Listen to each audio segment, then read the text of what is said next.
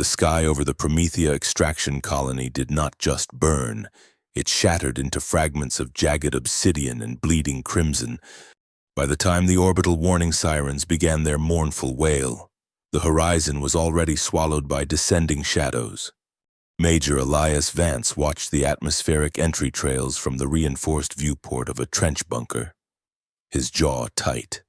He was a man who had traded his optimism for survival instincts decades ago, fighting border skirmishes across the outer colonies. But the streaks of violent violet light tearing through the exosphere were completely alien. This was not a rebel faction or a corporate raid. The tactical displays in his command helmet flared with error codes, unable to classify the incoming threat. The drop pods hit the titanium-reinforced crust of the mining colony without slowing down. The concussive shockwave ripped through the bedrock, throwing soldiers off their feet and shattering the atmospheric domes of the auxiliary processing plants. Dust and pulverized rock plumed into the artificial twilight. Out of the craters, the enemy emerged. They would later be designated the Aegis, but in that moment of initial contact, they were simply nightmares sculpted from living metal. Standing 9 feet tall, their forms were humanoid but warped by an aggressive biomechanical fluidity. They possessed no visible joints, no optical sensors, and no exhaust ports. Their entire chassis was a seamless, swirling alloy that seemed to drink the ambient light. "Fire at will," Vance barked into the comms channel, his voice surprisingly steady amidst the chaos. "I concentrate plasma batteries on the lead Vanguard. Bring the railguns online." The human defensive line erupted in a torrential display of raw, destructive power. Depleted uranium slugs traveling at Mach 7 tore across the barren landscape, followed immediately by searing bolts of concentrated plasma that turned the very air into ozone. It was a barrage designed to level mountains. It did absolutely nothing. Vance pressed his face closer to the viewport, his scarred hands gripping the concrete sill. A direct hit from a heavy plasma mortar struck the lead Aegis soldier squarely in the chest. The resulting thermal bloom was blinding, reaching temperatures that should have vaporized titanium. As the blinding white glare faded, the creature stepped out of the inferno without a single scuff on its surface. The swirling metallic skin had instantly redistributed the massive thermal load, dissipating the heat in a faint rippling mirage before returning to its cold, dark state. The kinetic impacts were even more horrifying to witness. The hypervelocity railgun rounds struck the Aegis armor and simply lost their forward momentum. The kinetic energy was absorbed, swallowed by the bizarre physical properties of the alien alloy, leaving the crushed slugs to fall harmlessly to the ashen dirt like discarded coins. "It is a non-Newtonian energy sink," a voice murmured beside him, devoid of panic but heavy with a bitter fascination. Vance glanced to his left. "Doctor." Aris Thorne stood there, clutching a ruggedized datapad to her chest. She was out of place in the war zone, wearing a civilian hazard suit over a rumpled lab coat. A disgraced physicist exiled to the ass end of the galaxy for unauthorized research into forbidden dimensional mechanics. Aris possessed a mind that saw the universe in equations of terrifying beauty. Right now, those equations were spelling out their doom. "Translate that into infantry terms, Doctor," Vance grunted, racking the bolt of his personal coil rifle, knowing full well it was entirely useless. "It means you cannot shoot your way through them, Major," Aris replied, her eyes tracking the steady, unrelenting advance of the alien infantry. "Their armor creates a localized physical paradox. Every joule of energy you throw at them, whether it is heat from a plasma cannon or the kinetic impact of a bullet, is immediately dispersed across their entire surface area and vented into the subspace around them. They are perfectly insulated and perfectly hardened." The Aegis returned fire. They did not carry rifles. Instead, the forearms of their suits shifted, the metal blooming outward like a dark flower. A silent, invisible pulse distorted the air. A human-heavy battle tank 50 yards from Vance's bunker suddenly imploded. There was no explosion, no flash of fire. The massive vehicle was simply crushed into a dense, perfect sphere of compacted metal and flesh in the blink of an eye. The victim of a localized gravity rupture. The human defensive line broke immediately. Veteran soldiers threw down their weapons, realizing that their entire arsenal was rendered obsolete in a matter of seconds. Screams echoed through the tactical channels as the Aegis marched inexorably forward, their gravity pulses systematically erasing the colony's fortifications. "We need to go," Vance said, grabbing Aris by the shoulder of her hazard suit. "Promethea is lost. Command will order an orbital glassing in exactly 12 minutes, and I do not intend to be here when the fire rains down." Aris resisted, pulling away from his grip. "I cannot leave without the primary data core from the research lab. If they take the Promethium reserves, we need to know what they are using it for." "You are not going to a lab. You are going to an evacuation shuttle," Vance ordered, stepping into her path. "There is a file on that core. Elias," she said, using his first name, a rarity that cut through the noise of the dying colony. Her eyes held a desperate intensity. "A file I was forbidden to bring back to Earth, if we are going to survive whatever this war is about to become. I need that data." Vance stared at her for a fraction of a second, weighing the madness of her request against the undeniable brilliance that had gotten her exiled in the first place. He cursed under his breath, a sharp, bitter sound. "You have 3 minutes. Move." They sprinted through the subterranean corridors of the colony, the floor shaking violently as the Aegis troops marched directly over their heads. Dust rained from the ceiling, choking the air filtration systems. Vance led the way, his coil rifle raised, clearing the tight corners while Aris navigated them toward the central research spire. The devastation above was filtering down into the lower levels. Sparks showered from ruptured power conduits. When they reached the reinforced doors of the laboratory, the biometric scanner was dead. Vance did not hesitate. He placed a shaped breaching charge against the locking mechanism, pulled Aris behind a durasteel pillar, and detonated it. The concussive force blew the heavy doors inward. Aris rushed to the central console, her fingers flying across the cracked glass interface. She yanked a heavy cylindrical data drive from its housing, clutching it like a lifeline. As she turned to run, her gaze caught one of the live orbital feeds displaying the surface battle. She froze. "What is it?" Vance demanded, checking the corridor.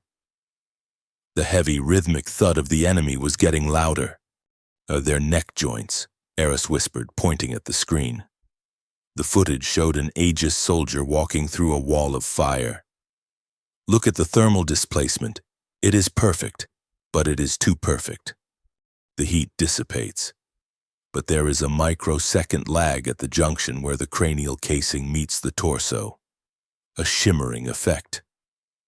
I do not care about their fashion flaws, Doctor. We are leaving." Vance dragged her away from the monitors. They ran for the primary maglev tram that connected the research sector to the evacuation pads. They boarded the sleek train just as a section of the tunnel collapsed behind them, crushed by another unseen gravity pulse. The tram accelerated, pinning them against their seats as it shot through the subterranean tubes toward the surface. They broke into the open air at the edge of the colony just in time to see the last evacuation transport spinning up its repulsor lifts. Vance and Aris sprinted across the tarmac, diving into the loading ramp as the massive engines roared to life. The heavy doors sealed shut, locking out the apocalypse outside. Vance slumped against the bulkhead of the vibrating ship, his chest heaving. He looked out the reinforced porthole as the transport broke atmosphere.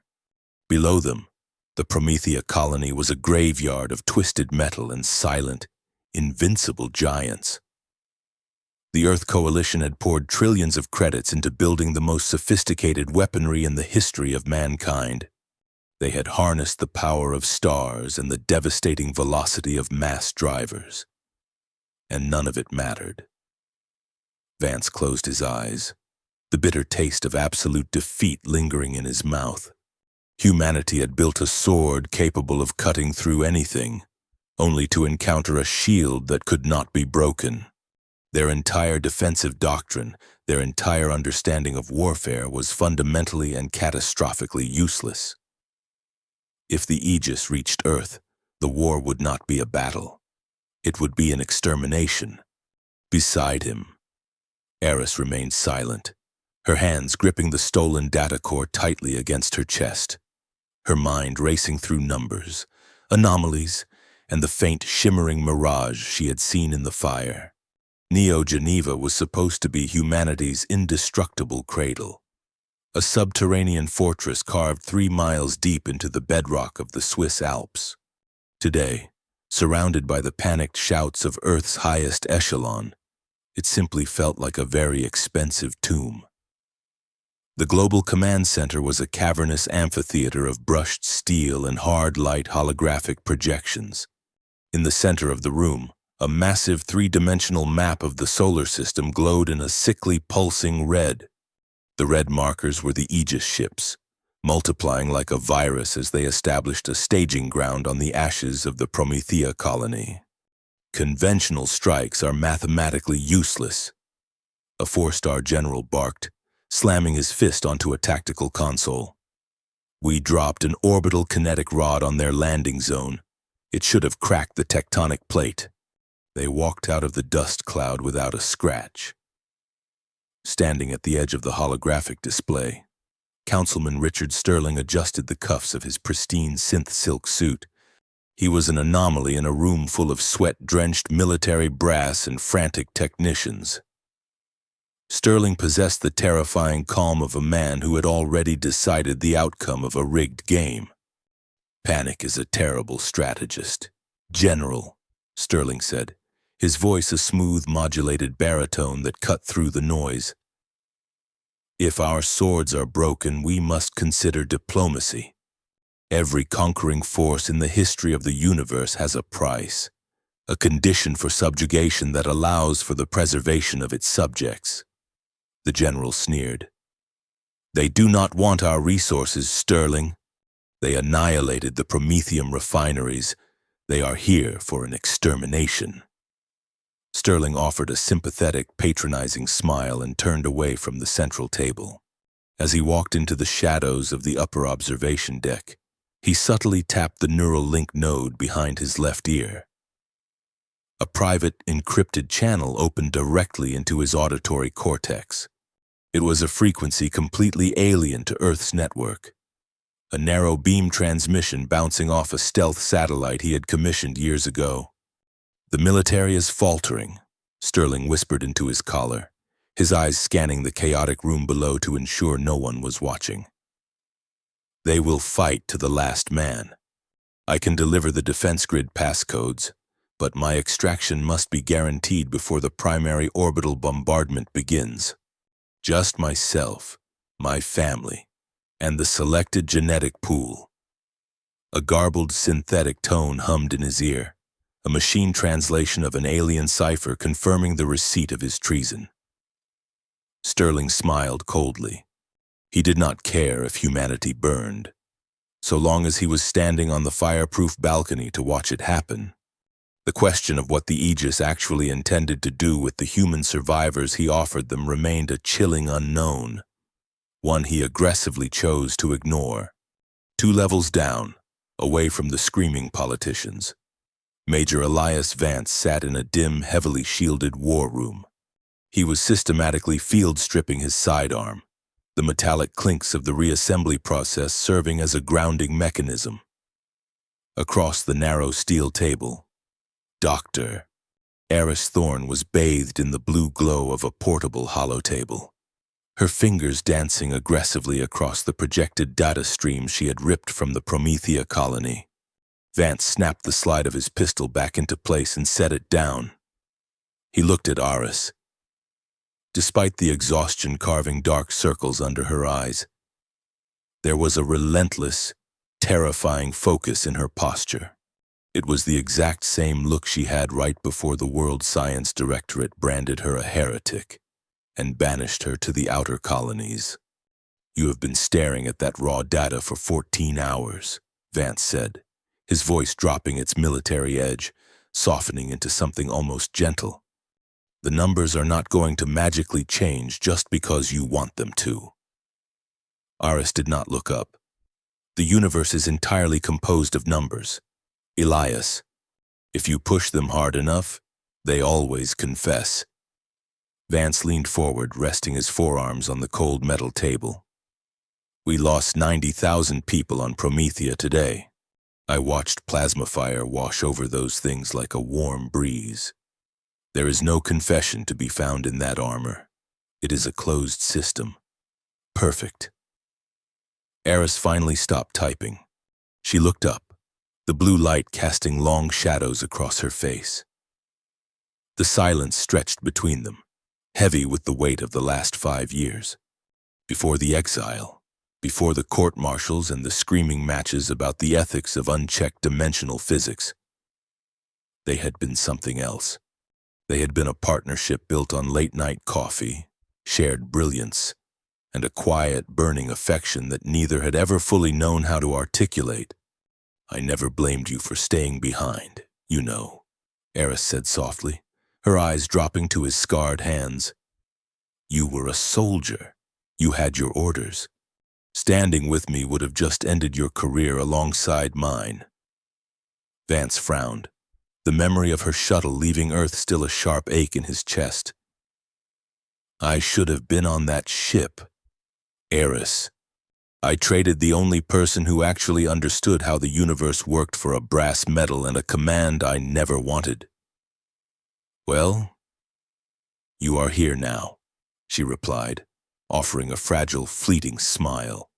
"And you brought me the raw telemetry from the Aegis Vanguard. That is better than any apology." She turned back to the holotable and expanded a volumetric playback of the battle.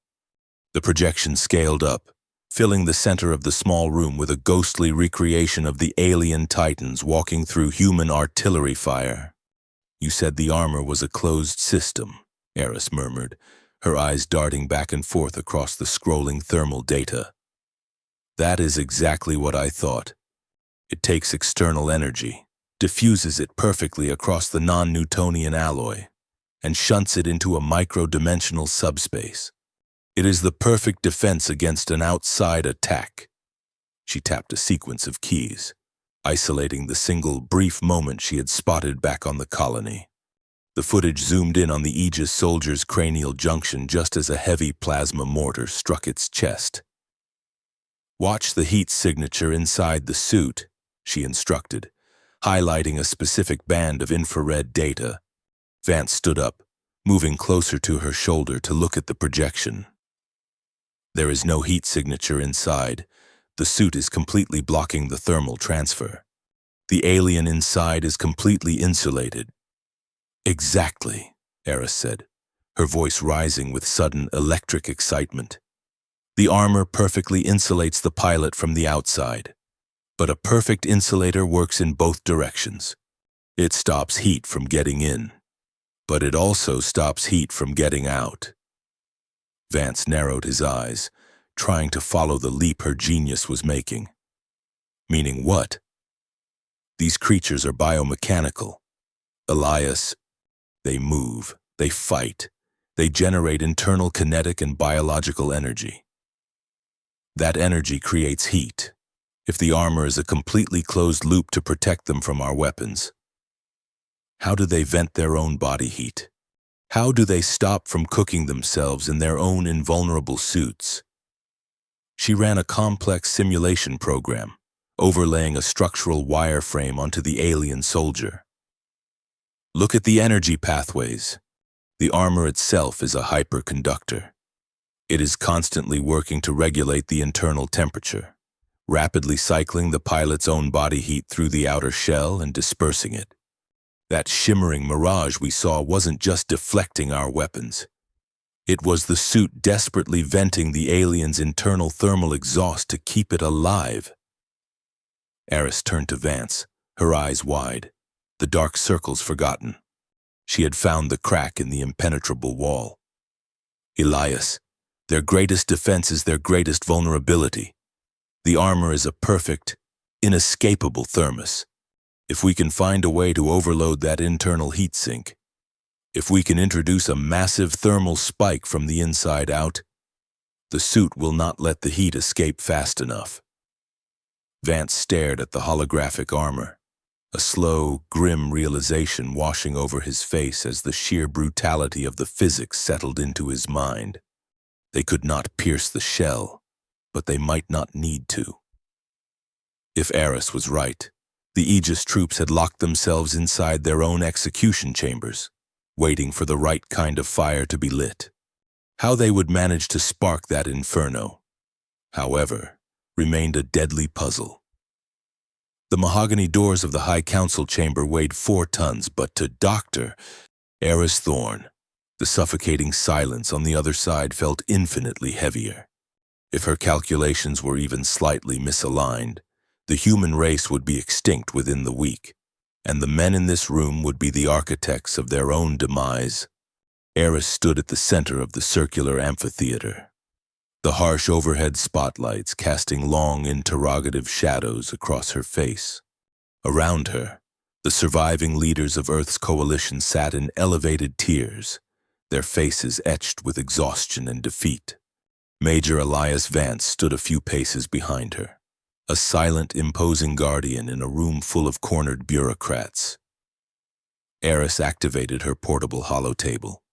A massive, translucent projection of an Aegis soldier filled the air, rotating slowly as complex thermal graphs cascaded beside it. The fundamental error in our tactical doctrine is treating the Aegis armor like traditional plating. Aris began, her voice steadying as she fell into the familiar rhythm of academic presentation. We have been trying to punch through it with kinetic force and external thermal payloads. But the armor is a closed-loop hyperconductor. It takes external energy, diffuses it flawlessly, and vents it into subspace. It is the perfect shield against an outside attack. A murmur of impatience rippled through the council. A heavily metalled admiral leaned forward, his face flushed. We know what it does. Doctor, we watched it dismantle our entire outer defense grid. Tell us something useful, or step down.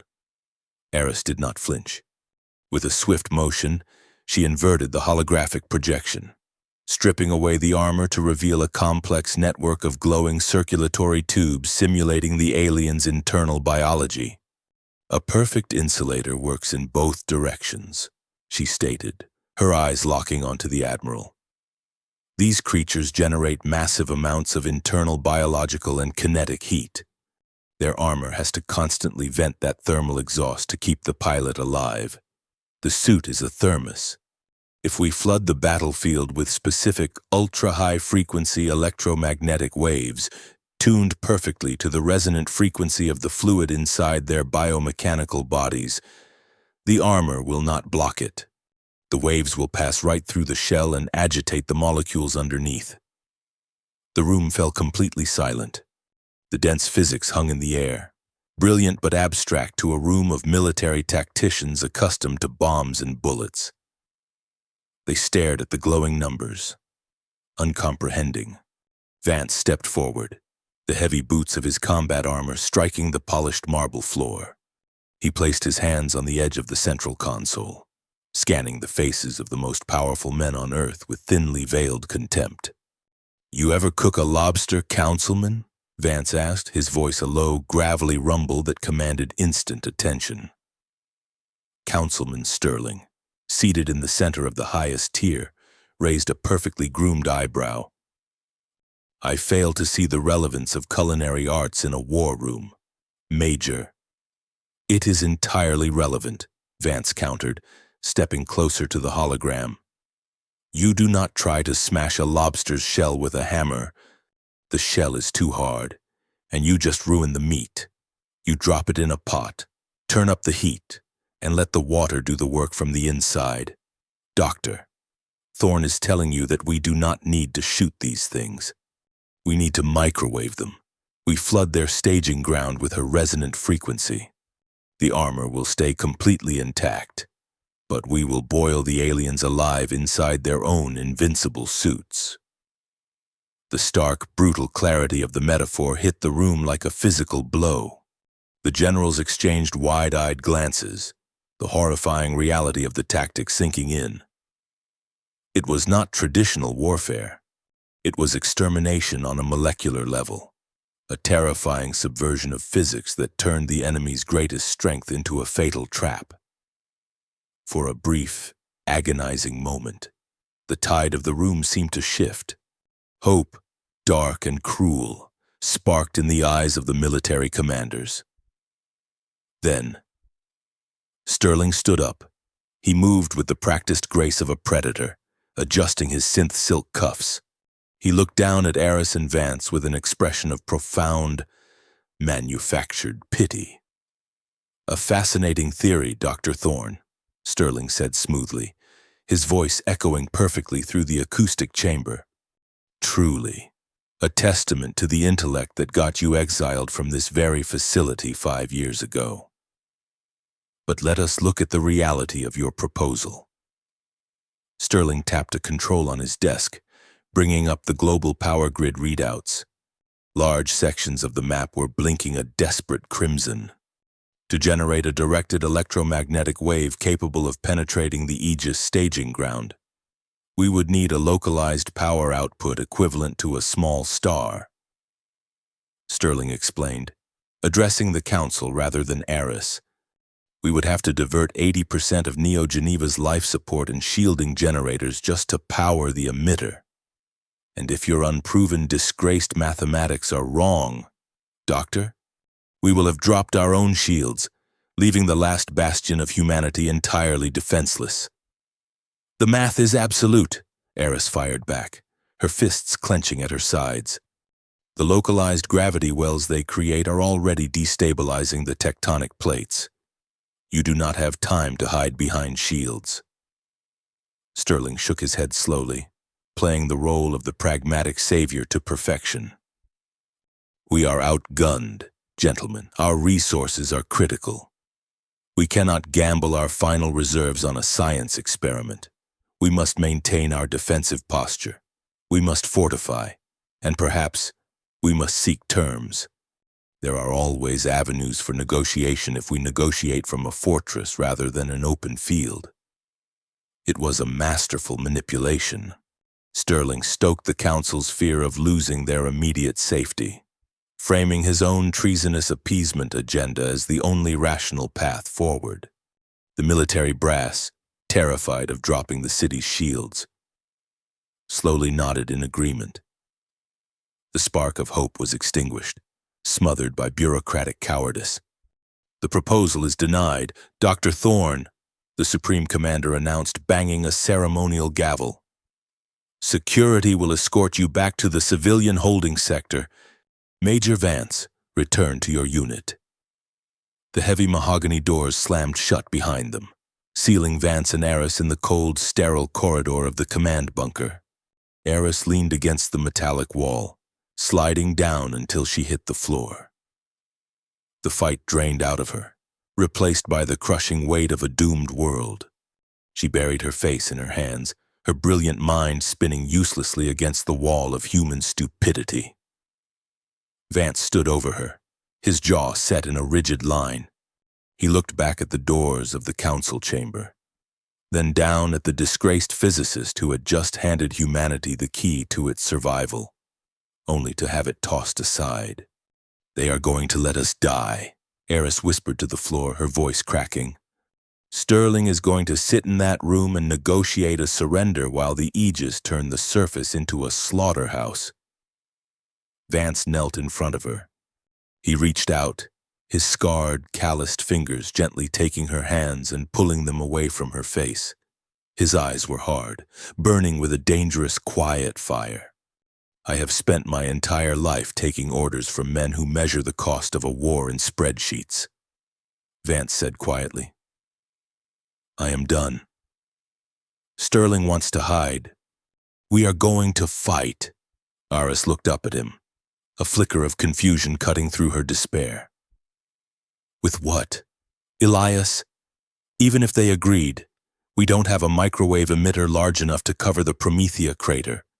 We would need a planetary-grade terraformer just to generate the raw wave output. Vance's lips curled into a slow, grim smile, the kind of smile he wore right before dropping into a hot zone. The Lazarus Array, Vance stated. Aris's breath hitched. Project Lazarus was Earth's most ambitious failure. A massive city-sized atmospheric terraformer designed to rehabilitate dead colonies. It had been mothballed 3 years ago after a test run accidentally flash-fried an uninhabited moon. It was currently locked inside the maximum security deep storage vault of Neo-Geneva, heavily guarded and entirely off-limits. It has the power output, Aris said, her scientific mind instantly locking onto the problem, calculating the retrofits necessary to turn an atmospheric heater into a localized microwave weapon. But Elias, taking that machine, breaking into the deep vault, that is high treason. They will execute us before we even reach the surface. Only if they catch us, Vance replied, standing up and offering her his hand. I am putting my old squad together. You just worry about reconfiguring the emitters. Let me handle the heavy lifting. Aris looked at his outstretched hand. Taking it meant abandoning every rule, every protocol, and crossing a line from which they could never return. If they failed, they would die as traitors. If they succeeded, they would be monsters who boiled an army alive. But as the distant muffled vibration of an Aegis gravity pulse shook the dust from the ceiling, the choice became terrifyingly clear. She took his hand and pulled herself up. Stealing from the most secure vault in human history required exactly 3 things: a death wish, a total disregard for the laws of physics, and a demolition expert who owed you money. Fortunately, Major Elias Vance possessed all 3 in abundance. Within an hour of their dismissal from the High Council, Vance had bypassed 3 automated military checkpoints to reach the lower containment levels of Neo-Geneva. Waiting in the damp shadows of a decommissioned ventilation sector were Sergeant Osa Kale and Corporal Jax Vane. Osa was a towering wall of muscle and illegal cybernetic augmentation, carrying a heavy mag repeater that technically violated 6 international treaties. Jax, by contrast, was lean, twitchy, and constantly jacked into a neural deck that allowed him to converse with security mainframes as if they were old friends. They were the remnants of Vance's old recon unit, a squad that specialized in making the impossible look merely highly illegal, and they did not ask questions when he told them they were committing treason. The deep storage vault was situated 2 miles beneath the primary council chambers. Guarded by a staggered array of hard-light defense grids and automated lethal response drones, Vance led the point, his combat armor absorbing the chill of the subterranean tunnels. Grid Alpha is active, Jax whispered, his eyes glowing white as his neural deck interfaced with the facility's local network. I am feeding a false telemetry loop into the optical sensors, but the thermal scanners will catch our body heat in exactly 40 seconds. Then we move in 39, Vance ordered. They sprinted down the metallic corridor, diving under a sweeping lattice of crimson laser tripwires. A heavily armored sentry drone rounded the corner, its dual plasma cannons spinning up with a lethal mechanical whine. Before its targeting matrix could lock onto Vance, Osa stepped out from the shadows. She slammed a magnetic pulse charge directly onto the drone's sensory cluster. The machine seized violently, its internal circuits frying in a silent shower of blue sparks as it collapsed into a smoking heap of useless metal. They breached the primary vault door using a concentrated thermal lance, the thick durasteel melting into glowing slag that splashed onto the concrete floor. Inside, the cavernous space was filled with the forgotten relics of humanity's hubris. In the dead center of the room sat the Lazarus Array. It was a monstrous piece of engineering, a towering cylinder of conductive coils, quantum glass, and atmospheric processors mounted on a heavy-duty repulsor sled.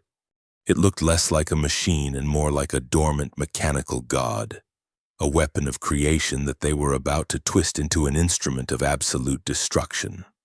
Aris moved immediately to the primary control console situated at the base of the massive structure.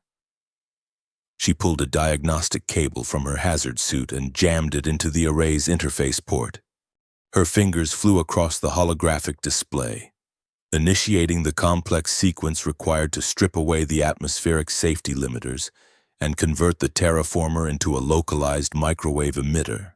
Vance stood beside her, his sidearm drawn, his eyes constantly scanning the cavernous shadows of the vault. The ambient hum of the waking machine vibrated through the floor plates, rattling his teeth. He looked down at Aris. The harsh, sterile lighting of the vault caught the sharp angles of her face, highlighting the fierce, uncompromising intelligence that had always drawn him to her. You are modifying a Class A terraforming engine with a heavily encrypted civilian data pad. Vance noted, his voice dropping an octave, losing the harsh, clipped edge of military command. That is either sheer genius or utter madness. Aris did not look away from the scrolling lines of code cascading across her screen. The line between the two has always been terribly blurry. Elias, you should know that better than anyone. She paused, her hands hovering over the haptic keyboard. She turned her head, her gaze meeting his. The sheer weight of the impending slaughter hung between them, a cold, suffocating reality trying to snuff out the warmth of their shared history. If this works, she said softly, her voice barely carrying over the increasing thrum of the array.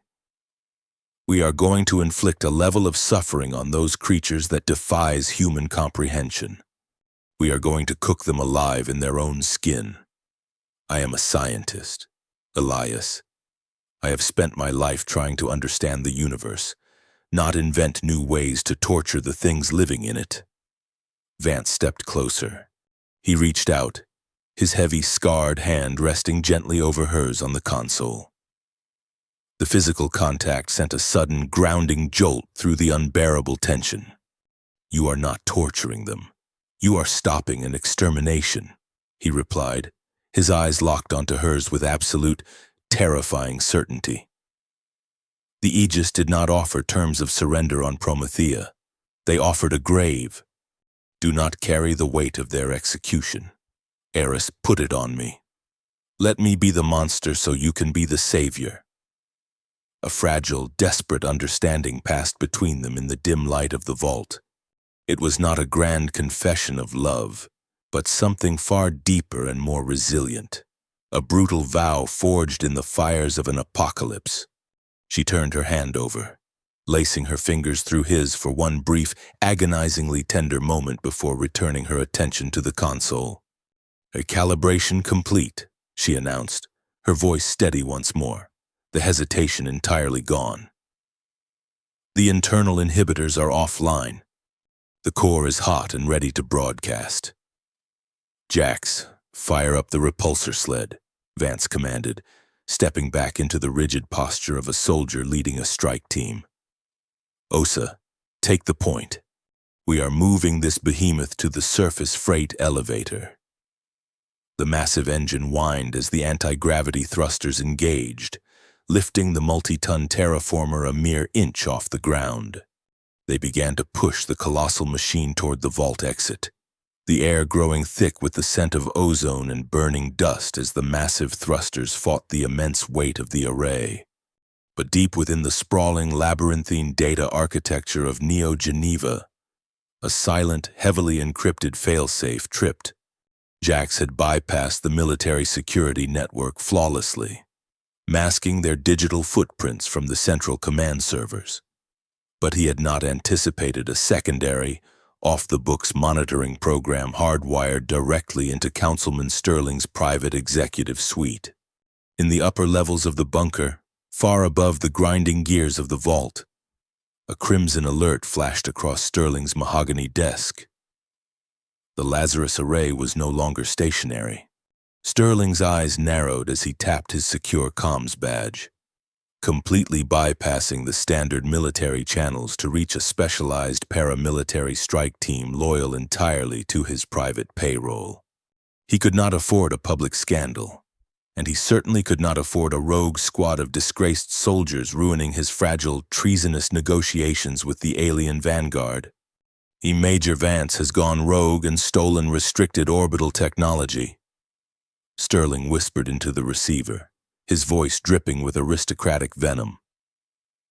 Intercept them at the surface transit hub. There are to be absolutely no survivors.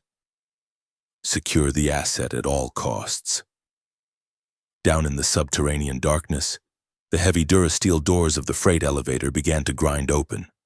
Vance and his squad pushed the massive humming weapon into the cargo hold, completely unaware that the elevator was not taking them to their salvation, but directly into a heavily armed trap set by their own kind. The elevator lurched upward, carrying the destructive payload toward the surface, leaving a crucial question hanging in the stale air. Would they live long enough to unleash the weapon? Or would Earth's betrayal bury them before they ever saw the sky? Solitude Ridge was supposed to be a forgotten smuggling route, a blind spot in the planetary defense grid. Instead, it had become an execution ground bathed in the harsh glare of incendiary flares. The heavy stolen transport vehicle hovered a few feet above the jagged, ice-choked rocks of the Swiss Alps, dragging the massive Lazarus Array on its heavy-duty repulsor sled. They had broken the surface 10 minutes ago, the biting cold of the high altitude instantly freezing the condensation on their armor. Major Elias Vance stood on the rear ramp, scanning the craggy darkness through thermal optics. The Aegis staging ground in the Promethea crater was still 30 miles away, a glowing scar of violet energy on the horizon. A high-velocity kinetic round suddenly shattered the transport's reinforced windshield, instantly dropping the driver, a hacked autopilot rig Jax had jury-rigged, into a shower of sparks. The vehicle swerved violently, slamming into a granite embankment. The tethered repulsor sled lurched, the multi-ton terraformer groaning against its restraints. "Eye contact front and flanks," Vance ordered, diving out of the transport into the snow. "Suppressive fire now." He expected the silent, devastating gravity pulses of the Aegis. He expected towering biomechanical gods.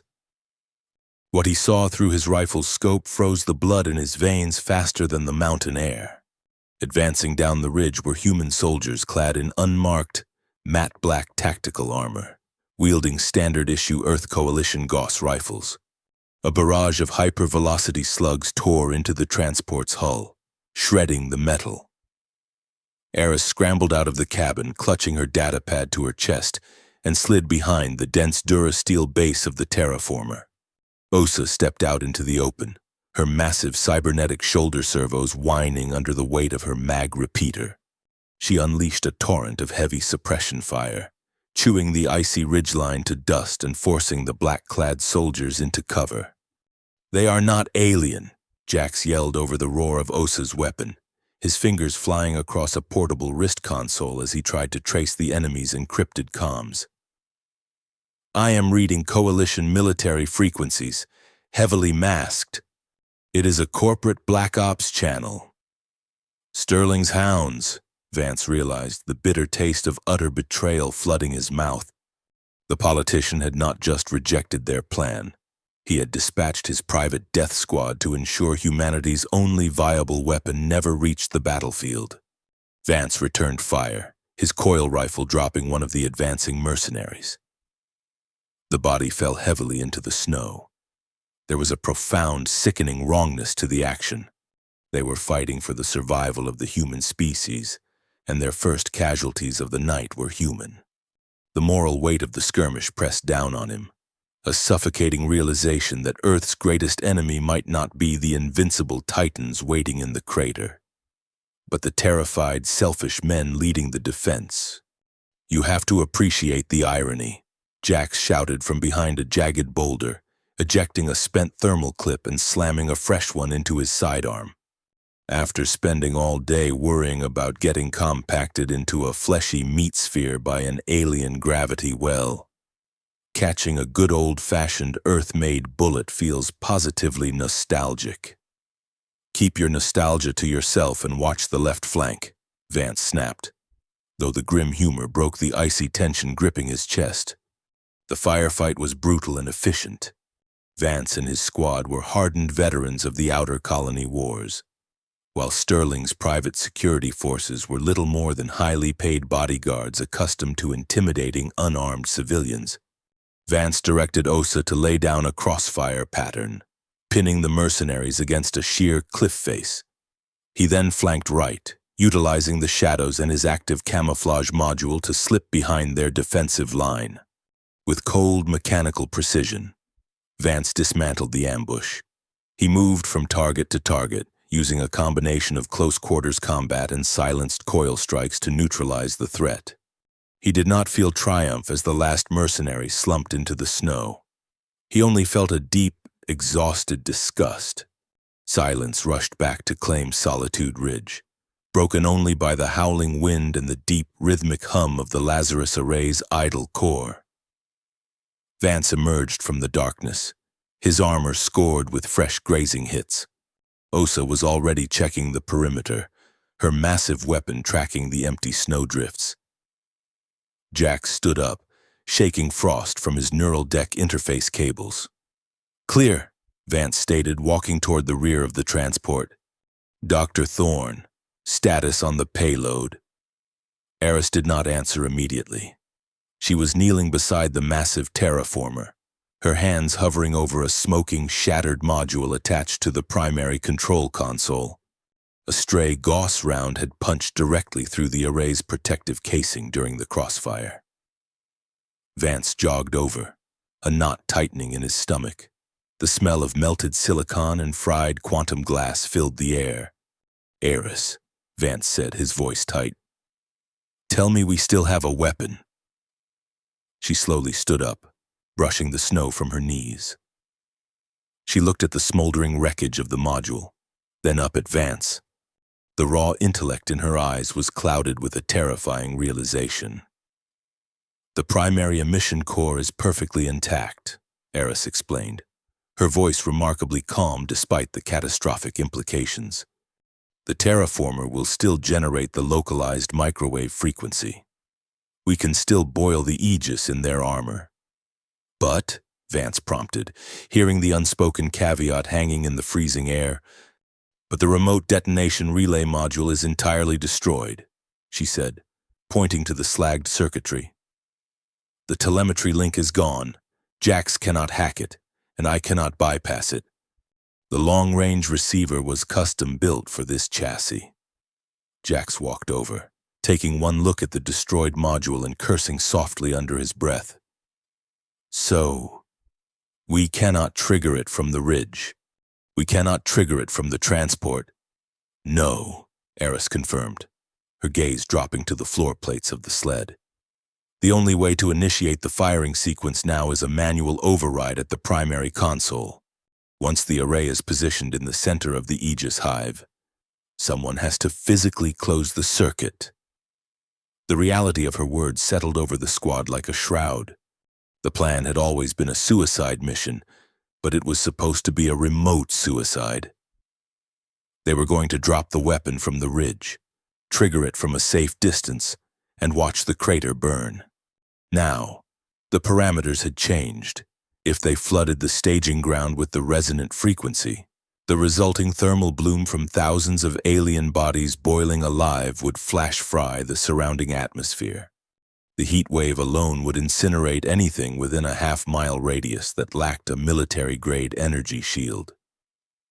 To trigger the array manually meant standing at the epicenter of a localized sun. "Someone has to stay behind," Osa said, her deep synthetic voice devoid of emotion, though her mechanical grip tightened on her weapon. Vance looked at the glowing violet scar on the horizon. The Aegis were down there, dormant but preparing for the final assault that would wipe Neo-Geneva off the map. He then looked down at the bodies of the human mercenaries scattered across the snow, a grim reminder of the corruption they were fighting to protect. If Sterling realized his strike team had failed, what other desperate, treasonous actions would the councilman take to secure his own survival before the dawn? "Load it up," Vance ordered, turning away from the smoking console. "We are walking the rest of the way. We get the array into the center of the crater. We set the charge." "And the trigger?" Aris asked, stepping into his path, her eyes searching his for a lie she prayed she would not find. "We cross that bridge when we are standing in the hive," Vance replied, his face an unreadable mask of stoic resolve. He walked back to the transport, leaving Aris staring at his back. The wind howled across the ridge, carrying the faint metallic scent of ozone from the distant alien camp. They had survived humanity's betrayal, but as they began their march toward the glowing crater, the ultimate price of their rebellion remained unpaid. The descent into the Promethea crater did not feel like walking onto a battlefield. It felt like stepping into the belly of an unfathomable, slumbering beast. How long could Earth's corrupt leadership maintain their comfortable delusions of survival once the true scale of this invasion was understood? Major Elias Vance took the lead, sweeping his coil rifle across the jagged, glassed landscape, his thermal optics struggling to process the impossible geometry rising from the ashes. The Aegis had not merely established a staging ground, they had infected the very bedrock. Massive towers of swirling dark metal spiraled upward into the freezing night air, defying all known laws of structural engineering. They resembled colossal metallic thorns erupting from the crust, pulsing with a faint bioluminescent violet energy that made the surrounding shadows dance and warp. There were no visible entrances, no exhaust vents, and no supply lines. It was an architecture grown rather than built, cold and completely hostile to human life. Behind Vance, the squad pushed the multi-ton Lazarus Array on its heavy-duty repulsor sled. The anti-gravity thrusters whined in protest, struggling not just against the weight of the massive terraformer, but against the environment itself. The alien ships hovering silently above the hive were passively emitting localized gravity distortions, turning the crater into a funhouse of lethal physics. "Watch your step," Jax hissed through the encrypted local channel, grabbing Osa's shoulder to stop her from stepping into a shimmering pocket of air. A chunk of granite the size of a battle tank slowly drifted past their heads, completely untethered from the Earth's pull. Up was occasionally sideways, and the heavy repulsor sled would suddenly feel light as a feather before slamming down with bone-jarring force. Navigating the distortions required absolute focus. A single misstep into a high-density gravity pocket would instantly compact a human body into a sphere of crushed bone and armor. Osa used every ounce of her illegal cybernetic strength to anchor the terraforming array whenever they hit a distortion, her servos screaming under the unnatural, fluctuating stress. They pushed deeper into the alien camp, moving like ghosts through a graveyard of impossible shapes. As they crested a ridge of fused silica, they finally saw the Vanguard. Millions of credits in military intelligence had failed to capture the sheer, paralyzing terror of the Aegis army at rest.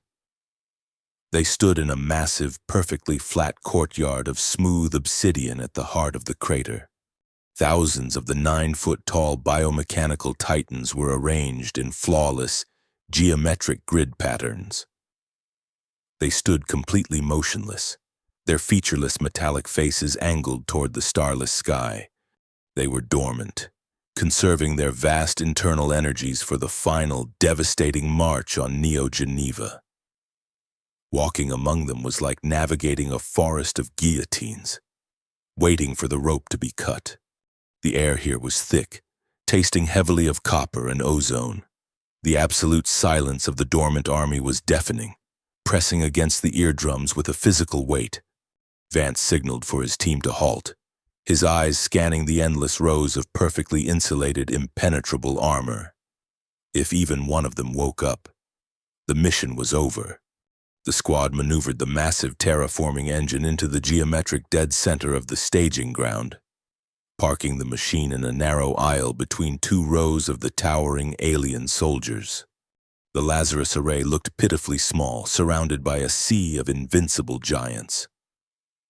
Aris immediately dropped to her knees beside the primary console, her fingers flying across the damaged haptic interface. She bypassed the ruined remote telemetry modules, stripping away the protective casing to expose the raw, heavy-gauge firing circuits. The ambient violet light from the alien spires cast eerie shadows across her focused, desperate face.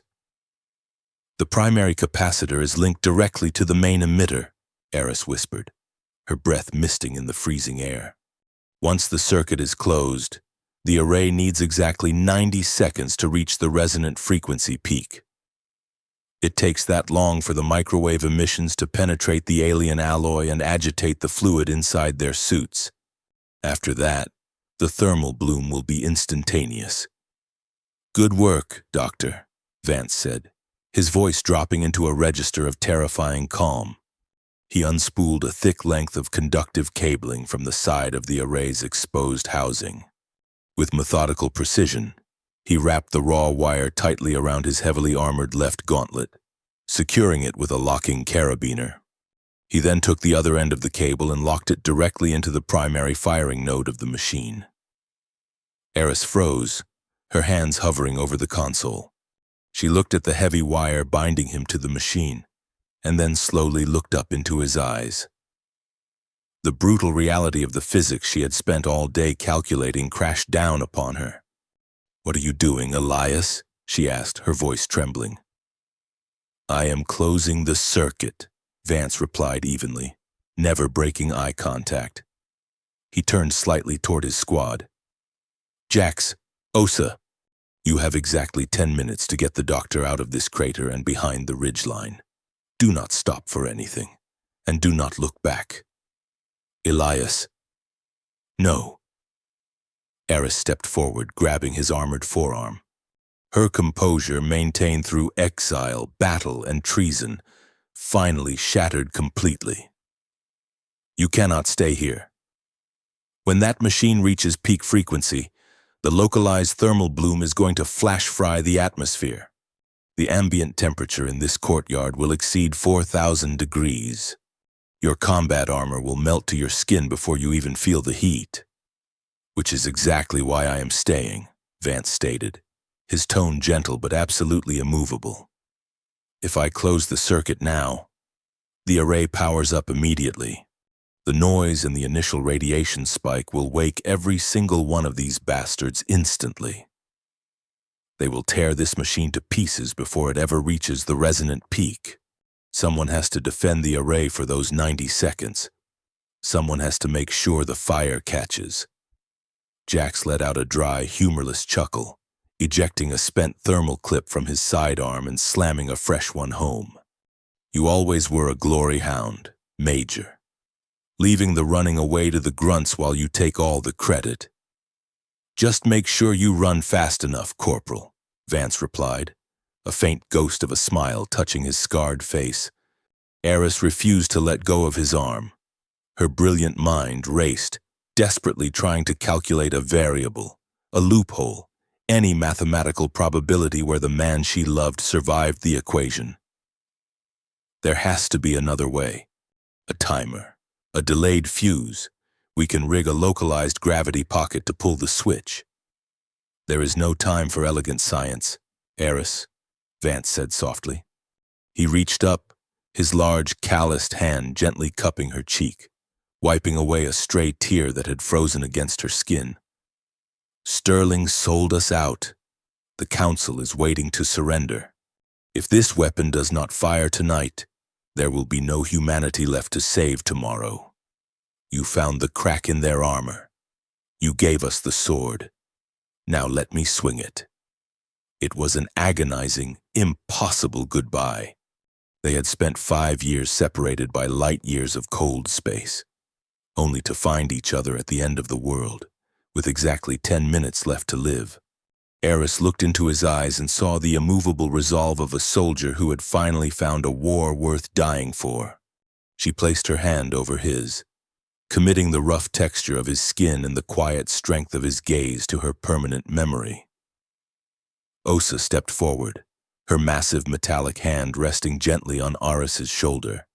With surprising tenderness, the cybernetic giant pulled the weeping physicist away from the machine. Vance turned his back to them. He faced the endless, terrifying sea of sleeping metal giants, racking the bolt of his coil rifle. The heavy click echoed loudly in the oppressive silence of the alien hive. The clock was ticking down, and a profound, terrifying question lingered in the heavy air. Would his final, desperate stand buy the machine enough time to work? Or would the unstoppable alien vanguard awaken and tear him apart before the water ever started to boil? The apocalypse did not announce itself with a trumpet, but with the synchronized metallic hum of 10,000 alien engines waking up at once. Major Elias Vance stood alone at the base of the Lazarus Array, his hand firmly gripping the exposed conductive cabling of the manual override. He watched the digital readout on the massive terraformer's control console click into its final warm-up sequence. The machine began to draw ambient power from the surrounding atmosphere, emitting a low, rhythmic vibration that shook the obsidian floor of the crater. It was a beacon in the dark, and it immediately drew the attention of the predators. The faint, bioluminescent violet energy of the Aegis staging ground shifted in an instant. A harsh, blinding crimson light flared from the cranial casings of the dormant titans.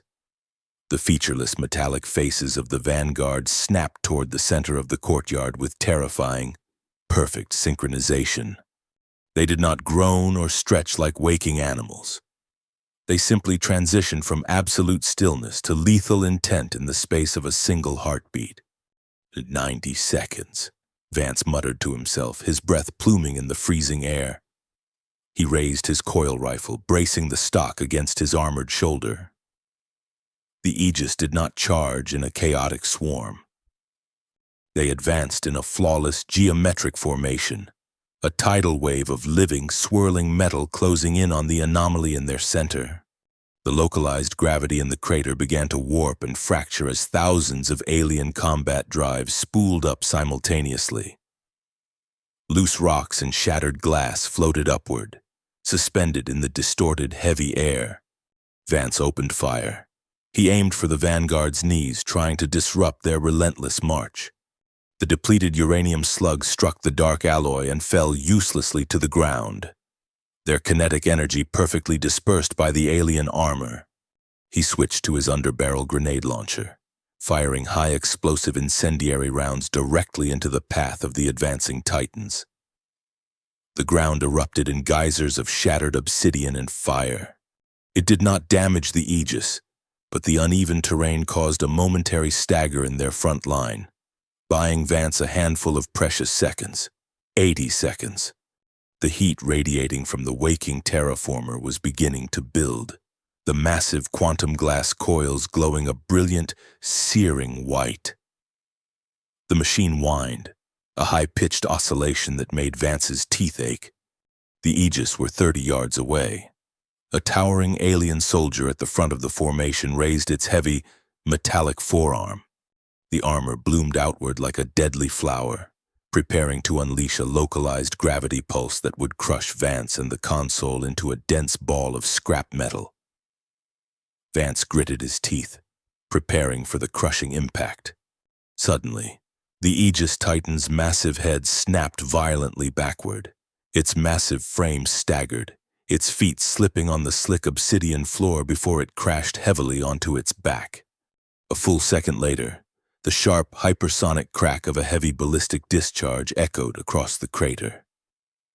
Vance snapped his head toward the distant ridgeline.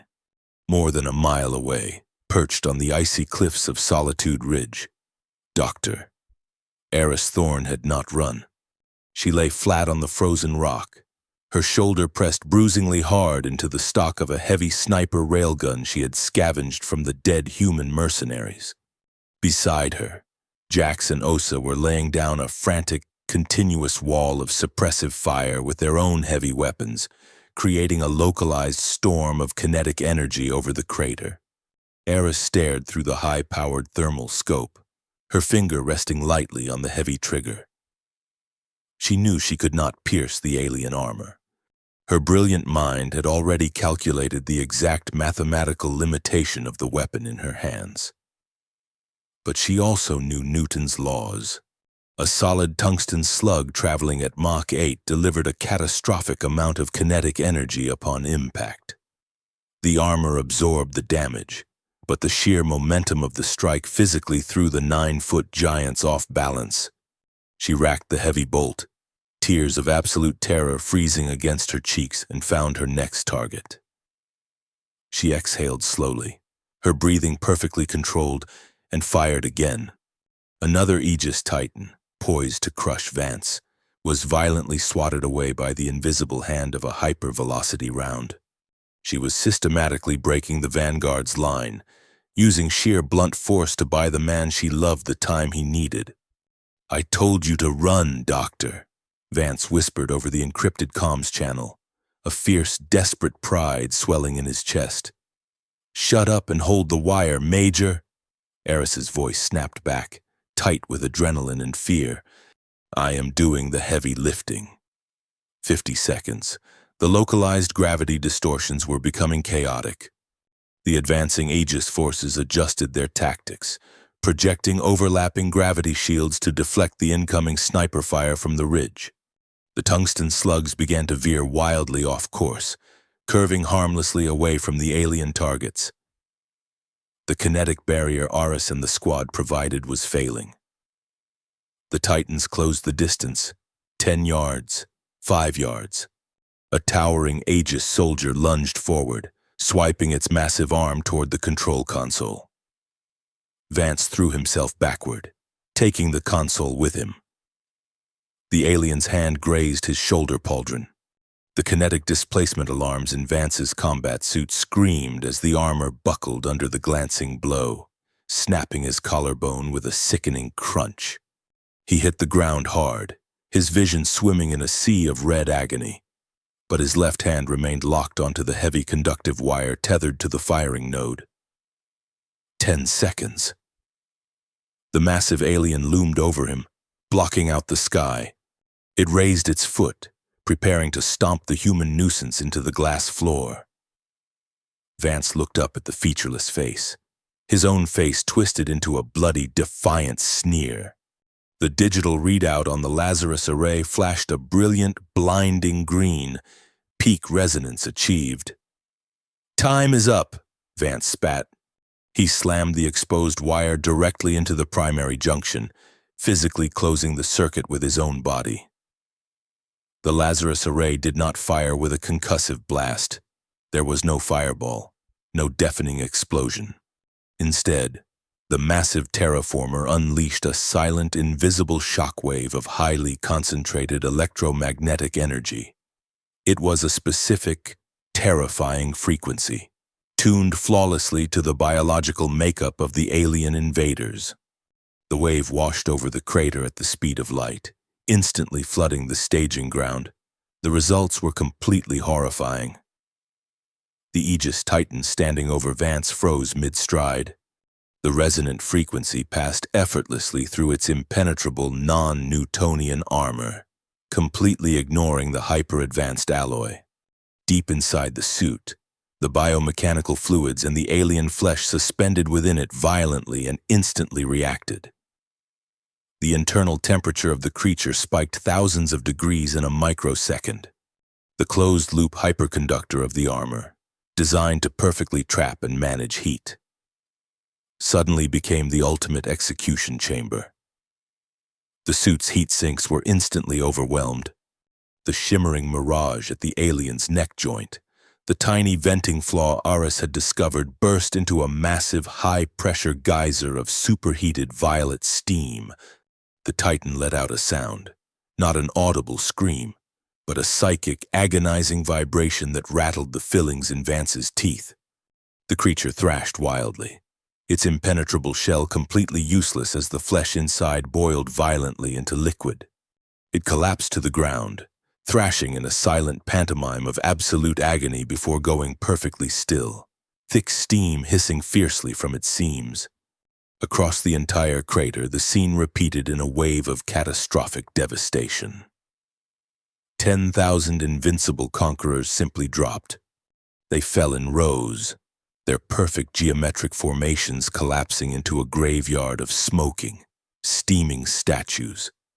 They had built an armor that nothing could break, and mankind had simply turned the oven on. The slaughter was total, instantaneous, and viscerally appalling. But the Lazarus Array was not done. The sudden, localized thermal bloom created by the weapon and the boiling armies began to superheat the surrounding atmosphere. The air in the crater instantly ignited into a massive, expanding dome of blinding white plasma. Up on the ridge, Aris gasped as the thermal shockwave rippled upward. The intense light washed out her sniper optics, blinding her completely. She scrambled backward as the immense heat wave melted the snow beneath her boots, turning the jagged peaks of Solitude Ridge into a sauna.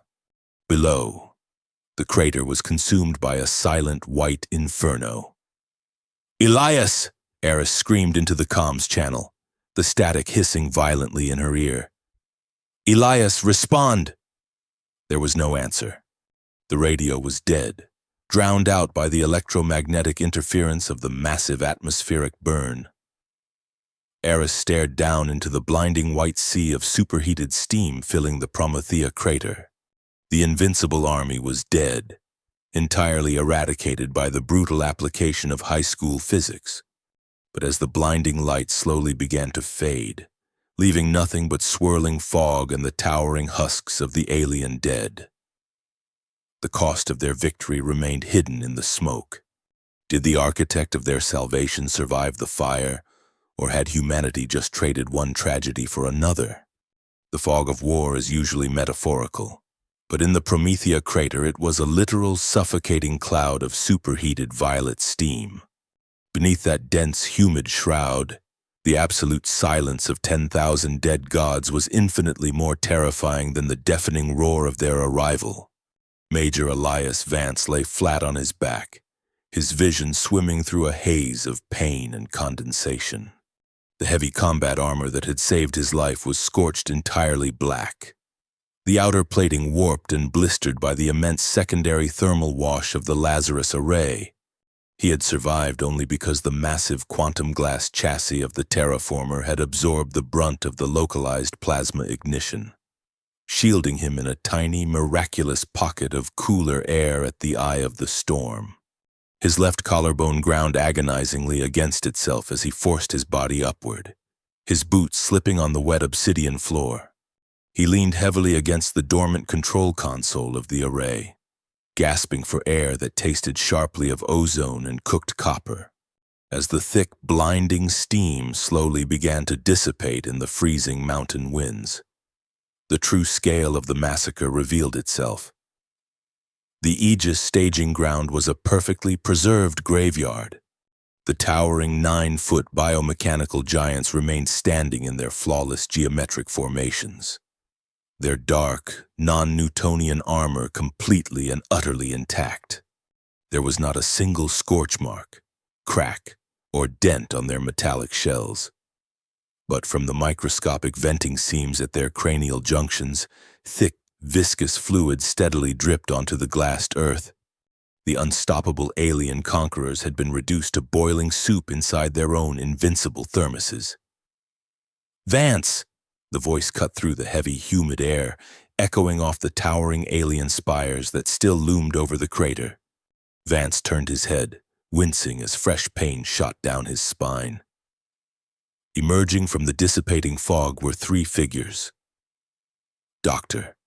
Aris Thorne led the sprint, her civilian hazard suit stained with dirt and melted snow, her face pale with a mixture of absolute terror and desperate hope.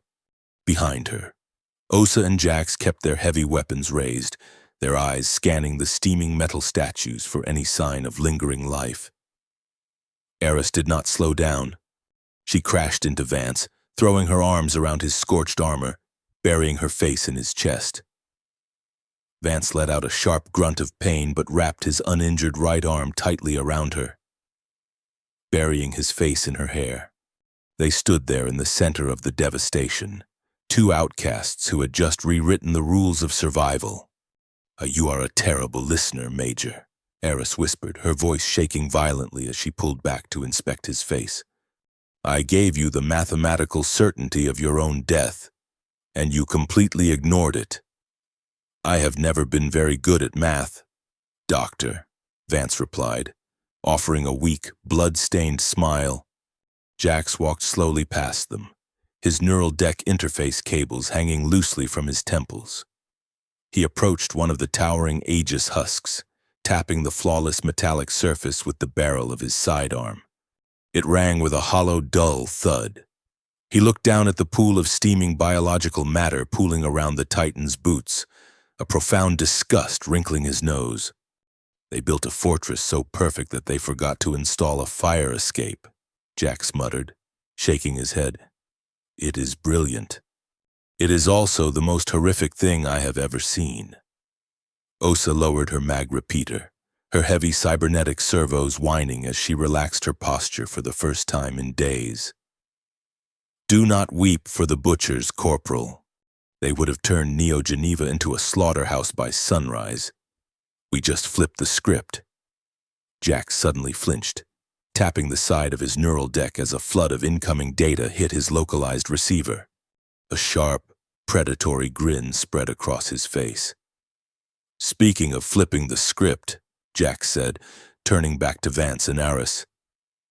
The electromagnetic pulse from the terraformer wiped out the alien communication jammers.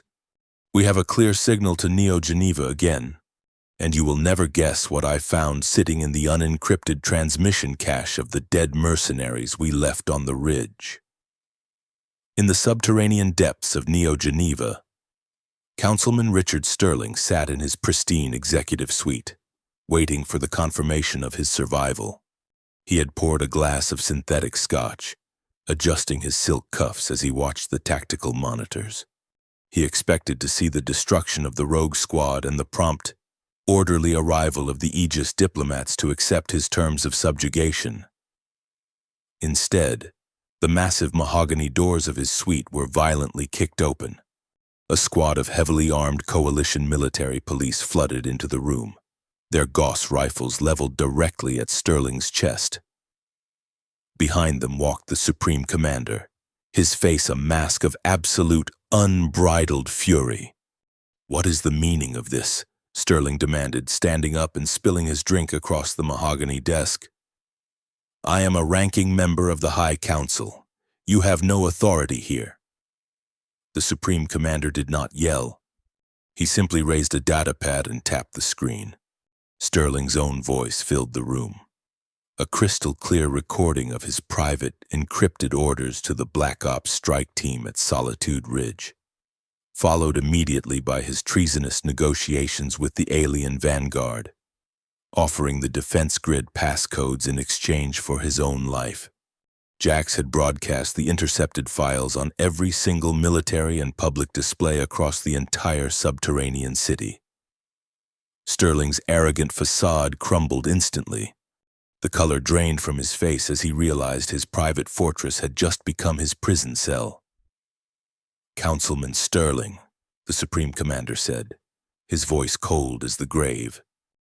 "You are under arrest for high treason, conspiracy to commit genocide, and the attempted murder of Earth Coalition officers. Take this traitor to the deep holding cells." Back in the crater, the squad began the long, agonizing walk back toward the ridgeline. The battle was over. Humanity had struck a decisive, lethal blow against an enemy that defied all conventional logic. They had secured their right to exist for another day. But as Vance and Aris walked hand in hand through the silent rows of the steaming, boiled dead, the victory felt impossibly heavy. They had defeated an unkillable monster. But to do so, they had been forced to execute a level of calculated cruelty that bordered on the psychotic. They had not outfought the Aegis. They had out-tormented them. They had turned the enemy's greatest strength into an instrument of agonizing torture. It was a profound moral lesson written in the blood of an alien race. Survival in a hostile universe did not belong to the most honorable or the most righteous. It belonged to the species willing to look into the abyss and do whatever horrifying calculus was necessary to see the dawn. Humanity was safe tonight, but the mirror had cracked. They now knew exactly what they were capable of when pushed to the absolute brink. And as they looked up at the starless sky, a chilling question remained. If this invincible armada was merely the vanguard, a scouting force for a much larger empire, what will the rest of the Aegis species do when they discover a crater filled with the boiled husks of their greatest warriors? Will they retreat in terror, or will they return with a fire that even humanity cannot extinguish? Thank you for watching. If you enjoyed this journey into the dark heart of survival, please like, subscribe, and share this video with your fellow sci-fi fans. Leave the word boiled in the comments below so I know you made it to the very end of the battlefield. And do not forget to hit that hype button so this story can reach more viewers like you.